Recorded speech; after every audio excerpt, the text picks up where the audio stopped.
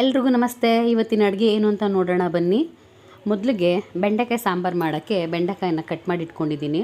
ಮಸಾಲೆಗೆ tomato 3 tomato ಹಾಕ್ತಾಯಿದ್ದೀನಿ, 1 ಈರುಳ್ಳಿ ಹಾಕ್ತಾಯಿದ್ದೀನಿ. ಇದು ರುಬ್ಕೊಳ್ಳೋಂತಹ ಮಸಾಲೆಗೆ ಹಾಕ್ತಾ ಇರೋದು. ಮತ್ತು ಒಂದಷ್ಟು ಅರ್ಧ ಹೋಳು ತೆಂಗಿನಕಾಯಿನ ನೀಟಾಗಿ ಕಟ್ ಮಾಡಿ ಹಾಕ್ತಾಯಿದ್ದೀನಿ. ತುಂಬ ದಪ್ಪ ಹಾಕಿಬಿಟ್ರೆ ಮಿಕ್ಸಿಯಲ್ಲಿ ನೀಟಾಗಿ ರುಬ್ಬೋಕ್ಕಾಗಲ್ಲ. ಆ ಕಾರಣಕ್ಕೋಸ್ಕರ ಚಿಕ್ಕದಾಗಿ ಕಟ್ ಮಾಡಿ ಹಾಕ್ತಾಯಿದ್ದೀನಿ. ನೆಕ್ಸ್ಟು ಚಕ್ಕೆ ಮತ್ತು ಲವಂಗ ಸ್ಪೈಸಸನ್ನು ಹಾಕ್ತಾಯಿದ್ದೀನಿ. ಮತ್ತು ನಾವು ಸಾಂಬಾರಿಗೆ ಬಳಸುವಂತಹ ಸಾಂಬಾರು ಪುಡಿ ಅಥವಾ ಖಾರ ಪುಡಿ ಬಳಸಿ ರುಬ್ಬಿಡ್ಕೊತಾ ಇದ್ದೀನಿ. ಇಲ್ಲಿ ಕಟ್ ಮಾಡಿರುವಂತಹ ಬೆಂಡೆಕಾಯಿಗಳನ್ನು ಎಣ್ಣೆ ಹಾಕದೆ ಡ್ರೈ ರೋಸ್ಟ್ ಅಂದರೆ ಎಣ್ಣೆ ಹಾಕದೆ ಹಾಗೆ ಹುರಿದು ಇಡ್ತಾ ಇದ್ದೀನಿ. ಮೊದಲಿಗೆ ಎಣ್ಣೆ ಹಾಕಿ ಹುರ್ಕೊಂಡ್ರೆ ಬೆಂಡೆಕಾಯಿ ಸಾಂಬಾರೆಲ್ಲ ಅಧ್ವಾನ ಆಗಿಬಿಡುತ್ತೆ. ಹಾಗಾಗಿ ಈ ರೀತಿ ಡ್ರೈ ಆಗಿ ನಾವು ಕಟ್ ಮಾಡಿರುವಂತಹ ಬೆಂಡೆಕಾಯಿಗಳನ್ನೆಲ್ಲ ಸ್ವಲ್ಪ ಹಾಕ್ಕೊಂಡು ಹುರಿಬೇಕು. ಅದಾದಮೇಲೆ ಅದೇ ಪಾತ್ರೆಗೆ ಎಣ್ಣೆಯನ್ನು ಹಾಕಿ, ಯಾಕೆ ಅಂದರೆ ಆ ಪಾತ್ರೆ ತುಂಬ ಕಪ್ಪಾಗಿರುತ್ತೆ, ಆ ಕಾರಣಕ್ಕೋಸ್ಕರ ಅದೇ ಪಾತ್ರೆಗೆ ತೊಳೆದ್ಬಿಟ್ಟು ಅದೇ ಪಾತ್ರೆಗೆ ಎಣ್ಣೆ ಹಾಕಿ ಈರುಳ್ಳಿ ಮತ್ತು ಬೆಳ್ಳುಳ್ಳಿಯನ್ನು ಜಜ್ಜಿ ಒಗ್ಗರಣೆ ಮಾಡ್ಕೊತಾ ಇದ್ದೀನಿ. ನಾನು ಯಾವಾಗಲೂ ಈರುಳ್ಳಿ ಬೆಳ್ಳುಳ್ಳಿನ ಜಜ್ಜಿಬಿಟ್ಟೆ ಹಾಕೋದು, ಕಟ್ ಮಾಡಿ ನಾನು ಹಾಕಲ್ಲ. ಸ್ವಲ್ಪ ಜನ ಅದನ್ನು ಹಾಡ್ಕೊಂಡವರು ಇದ್ದಾರೆ, ಯಾವಾಗಲೂ ಜಜ್ಜಿ ಹಾಕ್ತಾಳೆ, ಕುಟ್ಟಿ ಹಾಕ್ತಾಳೆ ಅಂತ. ಬಟ್ ಅದರಲ್ಲಿರೋ ರುಚಿ ಅದನ್ನು ತಿಂದವ್ರಿಗೆ ಮಾತ್ರ ಗೊತ್ತಿರುತ್ತೆ. ಈ ರೀತಿ ನೀಟಾಗಿ ಜಜ್ಜಿ ಈರುಳ್ಳಿನ ಹಾಕ್ಕೊಂಡಿದ್ದೀನಿ. ಈರುಳ್ಳಿ ಬೆಳ್ಳುಳ್ಳಿ ಎರಡನ್ನೂ ಜಜ್ಜಿ ಎಣ್ಣೆಯಲ್ಲಿ ನೀಟಾಗಿ ಫ್ರೈ ಮಾಡ್ತಾಯಿದ್ದೀನಿ. ಆದಮೇಲೆ ಆಲ್ರೆಡಿ ನಾವು ಡ್ರೈ ಫ್ರೈ ಮಾಡ್ಕೊಂಡಿದ್ದಂತಹ ಬೆಂಡೆಕಾಯಿಗಳನ್ನು ಆ ಎಣ್ಣೆಯಲ್ಲಿ ಇವಾಗ ನೀಟಾಗಿ ಫ್ರೈ ಮಾಡ್ತಾಯಿದ್ದೀನಿ. ಬೆಂಡೆಕಾಯಲ್ಲಿ ಮೀನಲ್ಲಿರುವಂತಹ ಎಲ್ಲ ವಿಟಮಿನ್ ಅಥವಾ ಸತ್ವಗಳು ಬೆಂಡೆಕಾಯಲ್ಲಿ ಸಿಗೋದ್ರಿಂದ ಮೀನನ್ನು ಇಷ್ಟಪಡದೇ ಇರೋರು ಈ ಬೆಂಡೆಕಾಯನ್ನು ಬಳಸಿ, ಬೆಂಡೆಕಾಯಿನ ಇಷ್ಟಪಡದೇ ಇರೋರು ಮೀನನ್ನು ಬಳಸಿ. ಅದರಲ್ಲೂ ಎಸ್ಪೆಷಲಿ ಪ್ರೆಗ್ನೆಂಟ್ ಲೇಡೀಸ್ ಈ ಬೆಂಡೆಕಾಯಿಗಳನ್ನು ಅತಿಯಾಗಿ ಬಳಸಿ, ಹಸಿ ತರಕಾರಿಗಳನ್ನು ಬಳಸಿ. ಈ ರೀತಿ ಚೆನ್ನಾಗಿ ಫ್ರೈ ಮಾಡಿದ್ಮೇಲೆ ನಾನು ಆಲ್ರೆಡಿ ರುಬ್ಬಿಟ್ಕೊಂಡಿದ್ದಂತಹ ಮಸಾಲೆ ಹಾಕ್ತಾಯಿದ್ದೀನಿ. ಯಾವಾಗಲೂ ಅಷ್ಟೇ ಮಸಾಲೆ ಹಾಕಿದ ತಕ್ಷಣ ನೀರು ಹಾಕಬೇಡಿ, ಅದು ಸ್ವಲ್ಪ ಎಣ್ಣೆಯಲ್ಲಿ ಬೇಯಬೇಕು. ನೋಡಿ ಈ ರೀತಿ ಗ್ಯಾಸನ್ನು ಕಡಿಮೆ ಸಿಮ್ಮಿಟ್ಟು ನೀಟಾಗಿ ಫ್ರೈ ಮಾಡಿ, ಸ್ವಲ್ಪ ಹಸಿ ವಾಸನೆ ಹೋಗುತ್ತೆ. ಅದಾದಮೇಲೆ ನಮಗೆ ಯಾವ ಪ್ರಮಾಣದಲ್ಲಿ ನೀರು ಬೇಕು ಆ ಪ್ರಮಾಣದಲ್ಲಿ ನೀರನ್ನು ಹಾಕ್ಕೊಳ್ಳೋಣ. ನೀಟಾಗಿ ಜಾರನ್ನು ತೊಳೆದು ನಾನು ನೀರನ್ನು ಹಾಕ್ತಾಯಿದ್ದೀನಿ. ಎಲ್ಲ ಸಾಂಬಾರುಗಳು ತುಂಬ ಈಸಿ ಇರುತ್ತೆ. ಇಷ್ಟೇ ನೋಡಿ, ಬೆಂಡೆಕಾಯಿ ಸಾಂಬಾರು ಮುಗೀತು. ಇದು ಬೇಯಬೇಕು, ಸ್ವಲ್ಪ ಮಟ್ಟಿಗೆ ಬೆಂದರೆ ಬೆಂಡೆಕಾಯಿ ಸಾಂಬಾರು ಆಗುತ್ತೆ. ಇದಕ್ಕೆ ಸ್ವಲ್ಪ ಹುಣಸೆಹಣ್ಣನ್ನು ಹಾಕಬೇಕು. ಈ ಹುಣಸೆಹಣ್ಣು ಹಾಕೋದ್ರಿಂದನೇ ನಮ್ಮ ಬೆಂಡೆಕಾಯಿ ಸಾಂಬಾರು ಮೀನು ಸಾಂಬಾರು ಥರ ತುಂಬ ಟೇಸ್ಟಿಯಾಗಿರುತ್ತೆ. ಈ ರೀತಿ ಚೆನ್ನಾಗಿ ಮಳ್ಳುವಂತಹ ಟೈಮಲ್ಲಿ ನಾವು ಆಲ್ರೆಡಿ ನೆನೆ ಹಾಕಿದ್ದಂತಹ ಹುಣಸೆಹಣ್ಣನ್ನು ನೀಟಾಗಿ ಕೈಯಲ್ಲೇ ಕಿವುಚಿ ಆ ರಸವನ್ನು ನಾವು ಈ ಮಳ್ತಾ ಇರುವಂತಹ ಬೆಂಡೆಕಾಯಿ ಸಾಂಬಾರಿಗೆ ಸೋದಿಸ್ಬೇಕಾಗುತ್ತೆ. ಅದೊಂದು ವಿಡಿಯೋ ಎಲ್ಲೋ ಮಿಸ್ ಆಗಿಬಿಟ್ಟಿದೆ, ಹಾಗಾಗಿ ನಾನು ಹೇಳ್ತಾ ಇದ್ದೀನಿ. ಈ ರೀತಿ ಸಂಪೂರ್ಣವಾಗಿ ಚೆನ್ನಾಗಿ ಮಳ್ಳಿದ್ರೆ ನಾವು ಮಾಡಿರುವಂತಹ ಬೆಂಡೆಕಾಯಿ ಸಾಂಬಾರು ರೆಡಿಯಾಗುತ್ತೆ.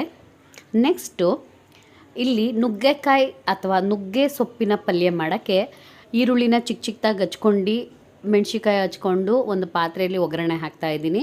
ಒಗ್ಗರಣೆಗೆ ಸ್ವಲ್ಪ ಸಾಸಿವೆ ಹಾಕಿದ್ದೆ, ಹಚ್ಚಿರೋ ಈರುಳ್ಳಿಯನ್ನು ಹಾಕ್ತಾಯಿದ್ದೀನಿ ಮತ್ತು ಮೆಣಸಿಕಾಯಿನ ಹಾಕ್ತಾಯಿದ್ದೀನಿ. ಇತ್ತೀಚಿನ ದಿನಗಳಲ್ಲಿ ನುಗ್ಗೆ ಸೊಪ್ಪಿನ ಮಹತ್ವ ಎಲ್ಲ ಕಡೆ ತುಂಬ ಹರಿದಾಡ್ತಾ ಇದೆ.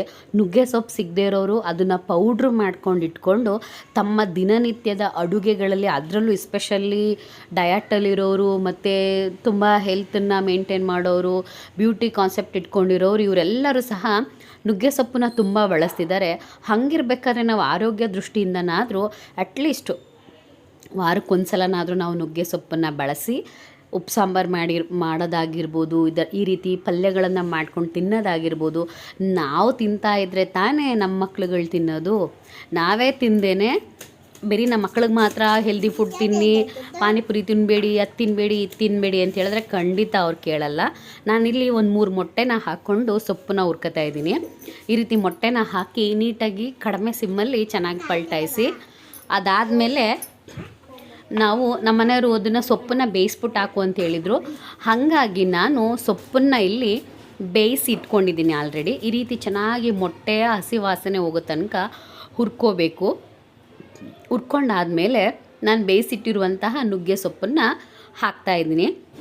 ಬೇಯಿಸೇ ಇಡಬೇಕು ಅಂತ ಏನೂ ಇಲ್ಲ, ಇದೇ ಚೆನ್ನಾಗಿ ಮೊಟ್ಟೆ ಬೆಂದ ಮೇಲೆ ಅದಕ್ಕೆ ಸೊಪ್ಪನ್ನು ಹಾಕ್ಕೊಂಡು ಬೇಯಿಸ್ಕೋಬೋದು.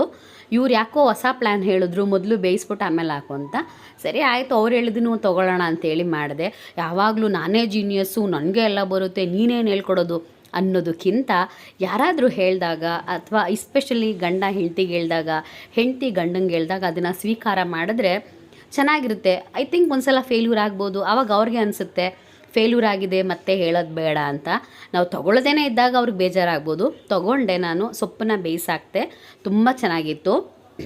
ಅವ್ರಿಗೂ ಖುಷಿಯಾಯಿತು, ನನಗೂ ಖುಷಿಯಾಯಿತು. ಈ ರೀತಿ ನಾನು ನುಗ್ಗೆ ಸೊಪ್ಪಿನ ಪಲ್ಯವನ್ನು ರೆಡಿ ಮಾಡಿಟ್ಕೊಂಡೆ.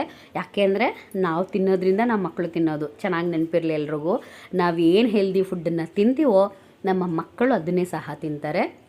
ಹಾಗಾಗಿ ನಾನು ಬೆಂಡೆಕಾಯಿ ಸಾಂಬಾರು ರೆಡಿ ಮಾಡಿಟ್ಕೊಂಡಿದ್ದೀನಿ. ಒಂದು ಕಡೆ ನುಗ್ಗೆ ಸೊಪ್ಪಿನ ಪಲ್ಯವನ್ನು ಮಾಡ್ತಾಯಿದ್ದೀನಿ. ನೋಡಿ ಚೆನ್ನಾಗಿ ಅದು ಎಲ್ಲ ಕಡೆ ಅದೇ ನೀರು ಬಿಟ್ಟಿದ್ದು, ಅಂಟ್ಕೊಂಡಿದ್ದಂತಹ ಮೊಟ್ಟೆಗಳನ್ನೆಲ್ಲ ನೀಟಾಗಿ ಕೈಯಾಡಿಸಿ ನೀಟಾಗಿ ಎತ್ತುತ್ತಾ ಇದ್ದೀನಿ. ನುಗ್ಗೆ ಸೊಪ್ಪು ಪಲ್ಯ ರೆಡಿ. ನೆಕ್ಸ್ಟ್ ಪುಟಾಣಿ ಪಾತ್ರೆಯಲ್ಲಿ ಸ್ವಲ್ಪ ಅನ್ನ ಮಾಡ್ಕೊಂಡಿದ್ವಿ. ಯಾಕೆಂದರೆ ಪಾಪುಗೆ ಸ್ವಲ್ಪ ಮುದ್ದೆ ತಿಂದಮೇಲೆ ಅನ್ನ ತಿಂತಾಳೆ, ನಮ್ಮ ಮನೆಯವರು ಅಷ್ಟೇ ಮುದ್ದೆ ತಿಂದಮೇಲೆ ಅನ್ನ ತಿಂತಾರೆ, ಅದಕ್ಕೋಸ್ಕರ. ನೆಕ್ಸ್ಟ್ ಆಲ್ರೆಡಿ ನಾನು ನೀರನ್ನು ಕಾಯಕ್ಕಿಟ್ಟಿದ್ದೆ ಮುದ್ದೆ ಮಾಡೋಕ್ಕೆ. ಮುದ್ದೆಯನ್ನು ತೆಗಿಬೇಕಾದ್ರೆ ನಾನು ಪದೇ ಹೇಳ್ತೀನಿ, ಹೊಸ್ದಾಗಿ ಮುದ್ದೆ ಕಲಿತಿರೋರು ದಯಮಾಡಿ ಜೋಪಾನಾಗಿ ಮಾಡಿ. ಯಾಕೆಂದರೆ ಅದು ತುಂಬ ಸುಡ್ತಾ ಇರುತ್ತೆ, ಸುಡೋದನ್ನು ಭಾಳ ಕಷ್ಟ, ಸಹಿಸ್ಕೊಳಕ್ಕಾಗಲ್ಲ. ಅದಕ್ಕೋಸ್ಕರ ಈ ರೀತಿ ಒಂದು ಚೆನ್ನಾಗಿ ಮಳ್ಳಬೇಕು. ನಾವು ಹಸಿಟ್ಟು ಹಾಕಿದ ತಕ್ಷಣ ಆ ನೀರು ಚೆನ್ನಾಗಿ ಕುದ್ದು ಈ ರೀತಿ ಬಂದಮೇಲೆ ನಾವು ಹಿಟ್ಟಿನ ದೊಣ್ಣೆ ಇರುತ್ತಲ್ಲ ಅದರಲ್ಲಿ ಕದ್ರಕೋಬೋದು. ನಾವಿಲ್ಲಿ ಎರಡೇ ಪುಟಾಣಿ ಮುದ್ದೆ ಮಾಡೋದ್ರಿಂದ ನಾನು ಸೌಟಲ್ಲೇ ತಿರುಗ್ತಾ ಇರ್ತೀನಿ. ನಾನು ಎಲ್ಲ ವೀಡಿಯೋದಲ್ಲೂ ಅಷ್ಟೇ ಸೌಟಲ್ಲೇ ನಾನು ಮುದ್ದೆನ ತಿರುಗ್ಕೊಡ್ತೀನಿ. ಆದರೆ ನನ್ನ ಮುದ್ದೆ ಇವತ್ತವರೆಗೂ ಫೇಲ್ಯೂರ್ ಆಗಿಲ್ಲ, ಹದವಾಗಿ ಬೇಯಿಸಿರ್ತೀನಿ, ನೀಟಾಗಿ ಕಟ್ಟಿರ್ತೀನಿ. ಹಾಗಾಗಿ ನಮಗೆ ಯಾವುದ್ರಲ್ಲಿ ಕೆಪಾಸಿಟಿ ಇದೆಯೋ ಅದರಲ್ಲಿ ಮಾಡ್ಕೋಬೋದು. ಈ ರೀತಿ ನೀಟಾಗಿ ಹಸಿಟ್ಟು ಎಲ್ಲ ನೀಟಾಗಿ ಹೊಡಿಬೇಕು. ನನಗೆಲ್ಲ ಅಡುಗೆಗಳಿಗಿಂತ ಯಾವಾಗಲೂ ಮುದ್ದೆನೇ ಕಷ್ಟ ಅಂತ ಅನ್ಸೋದು, ಯಾಕೆ ಅಂತ ಗೊತ್ತಿಲ್ಲ. ಅದನ್ನು ನಾನು ತುಂಬ ಲೇಟಾಗಿ ಕಲಿತೆ, ಮದುವೆ ಆದಮೇಲೆ ಕಲಿತೆ. ಅದಕ್ಕೋಸ್ಕರ ಮುದ್ದೆ ಕಷ್ಟ ಅಂತ ಅನಿಸುತ್ತೇನೋ ನಂಗೆ ಗೊತ್ತಿಲ್ಲ. ಬಟ್ ಮಾಡ್ತೀನಿ, ಬೇಜಾರು ಮಾಡ್ಕೊಳ್ದೇನೆ ಮಾಡ್ತೀನಿ. ಬಟ್ ಅದನ್ನೆಲ್ಲ ತಿರುಗಬೇಕಂದ್ರೆ ತುಂಬ ಕಷ್ಟ ಆಗುತ್ತೆ. ಗಂಟೆಲ್ಲ ಹೊಡಿಬೇಕು, ಅದೆಲ್ಲ ನೀಟಾಗಿ ಪಲ್ಟಾಯಿಸ್ಬೇಕು. ಅದು ಬೇಯ್ತಾ ತುಂಬ ಗಟ್ಟಿಯಾಗ್ತಾ ಇರುತ್ತೆ ಹಿಟ್ಟು. ಅದನ್ನು ಆಗಾಗೆ ನೀಟಾಗಿ ತಿರುಗಬೇಕು. ಅದನ್ನು ಬೇಗ ಕೆಳಗಿಳಿಸ್ಬಿಟ್ರೆ ಹಿಟ್ಟು ಚೆನ್ನಾಗಾಗಲ್ಲ, ಅಂಟಿಸ್ತಾ ಇರುತ್ತೆ. ಹಿಟ್ಟನ್ನು ತಿನ್ನೋಕ್ಕಾಗಲ್ಲ, ಮುದ್ದೆನ ನಮ್ಮ ಕಡೆ ಹಿಟ್ಟು ಅಂತ ಕರಿತೀವಿ, ಮುದ್ದೆನ ತಿನ್ನೋಕ್ಕಾಗಲ್ಲ. ಅವೆಲ್ಲ ಪ್ರಾಬ್ಲಮ್ ಆಗುತ್ತೆ. ಅದಕ್ಕೋಸ್ಕರ ತುಂಬ ಪೇಷನ್ಸಿಂದ ಅನ್ನ ಮಾಡೋದು ಈಸಿ, ಮುದ್ದೆ ಮಾಡೋದು ಕಷ್ಟ. ತುಂಬ ಪೇಷನ್ಸಿಂದ ಮಾಡಬೇಕು. ಈಗ ನೋಡಿ ನನ್ನ ಮುದ್ದೆ ಕರೆಕ್ಟಾಗಿ ಹದವಾಗಿದೆ. ಈಗ ಅದನ್ನು ನಾನು ಉಂಡೆ ಕಟ್ಟೋಕ್ಕೆ ರೆಡಿ ಮಾಡ್ತಾಯಿದ್ದೀನಿ. ನೋಡಿ ಒಂದು ಗಂಟಿಲ್ಲದೆ ಇರೋ ಹಾಗೆ ಎಲ್ಲವನ್ನು ನೀಟಾಗಿ ತೆಗೆದಿದ್ದೀನಿ. ಮುದ್ದೆ ಕಟ್ಟುವಂತಹ ಅದಕ್ಕೆ ಬಂದಿದೆ. ಬೋಸಿಗಳು ಸುಡ್ತಾ ಇರುತ್ತೆ, ಬಟ್ಟೆಗಳನ್ನು ಇಟ್ಕೊಳ್ಳಿ, ಪಕ್ಕದಲ್ಲಿ ನೀರು ಇಟ್ಕೊಳ್ಳಿ.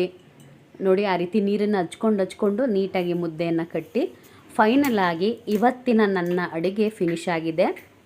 ಮುದ್ದೆ, ಬೆಂಡೆಕಾಯಿ ಸಾಂಬಾರು ಮತ್ತು ನುಗ್ಗೆ ಸೊಪ್ಪಿನ ಪಲ್ಯ. ಈ ರೀತಿ ಹೆಲ್ದಿಯಾದಂತಹ ಅಡುಗೆಗಳನ್ನು ನಾವು ಮನೆಯಲ್ಲೇ ಮಾಡ್ಕೊಂಡು ತಿನ್ನೋದ್ರಿಂದ ನಮ್ಮ ಮಕ್ಕಳು ಸಹ ನಮ್ಮ ಅಡುಗೆನ ತಿಂತವೆ, ಅವರು ಸಹ ಹೆಲ್ದಿಯಾಗಿರೋಕ್ಕೆ ಅವಕಾಶಗಳು ಸಿಗುತ್ತೆ. ಇದೇ ರೀತಿ ನನ್ನ ವೀಡಿಯೋಗಳನ್ನ ನೋಡಿ ನನಗೆ ಸಪೋರ್ಟ್ ಮಾಡ್ತಾಯಿರಿ. ಥ್ಯಾಂಕ್ ಯು ಫಾರ್ ವಾಚಿಂಗ್ ಅಂತ ನಿಮ್ಮೆಲ್ಲರಲ್ಲಿ ನಾನು ಕೇಳ್ಕೊತಾ ಇದ್ದೀನಿ.